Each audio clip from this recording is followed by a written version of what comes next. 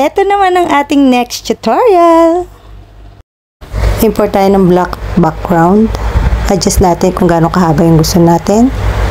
And then, mag-type tayo ng text. Depende kung ilang text ang ilalagay nyo. Nasa inyo.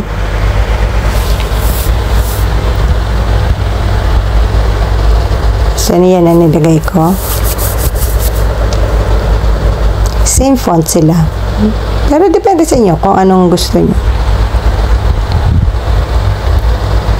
And then, ipantay nyo sa black background. Sa background natin, ipantay nyo siya. Yung scale. And then, export. Pagka-export natin, balik tayo. Erase natin yung text na ginaano natin. Balik. Erase natin yan. Delete natin. And then, import natin yung ating sinaved. Pagka-import natin yan, i-overlay natin yan. I-overlay. Tapos, lagyan natin siya ng keyframe sa unahan at sa dulo. Tapos, pagkalagay nyo, zoom out yung ganyan palaki nyo. Then, isi-save ulit natin. Export ulit natin. Then, same procedure. Balik ulit. I-delete nyo yung huling yan. Yan, last na yan. I-delete nyo.